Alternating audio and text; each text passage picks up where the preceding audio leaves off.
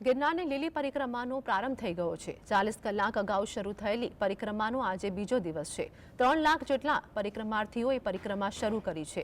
તેમાંથી 50,000 જેટલા યાત્રિકોએ વનતંત્ર દ્વારા ઊભો કરવામાં આવેલ ગણતરીનો પોઈન્ટ નળ પાણીની ઘોડીએ વટાવી ચૂક્યા છે।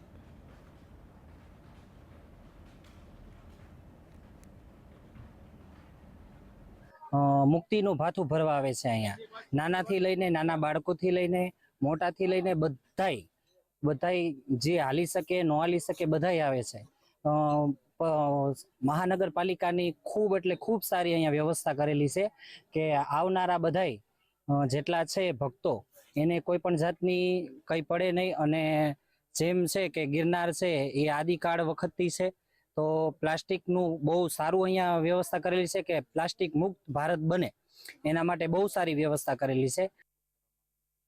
હું અહીંયા પ્રકૃતિના ખોળામાં આવ્યો છું પ્રભુજી, કે જેને ગુરુદત્તનો કંઈક આદેશ છે અને એની કૃપા છે, અને એની કૃપા હોય ને તો જ અહીંયા આપણે પરિક્રમામાં આવી શકીએ, નકર આવી ન શકીએ। તો આપણી પણ એટલી ફરજ છે, ખાસ કરીને તમને પહેલાં કહું છું, વિનંતી કરું છું કે દરેક યાત્રીઓ પ્લાસ્ટિકની બોટલ હોય, જબલા હોય, કોથળીયું હોય એવું તમે મહેરબાની કરીને લાવશો નહીં પ્રભુજી।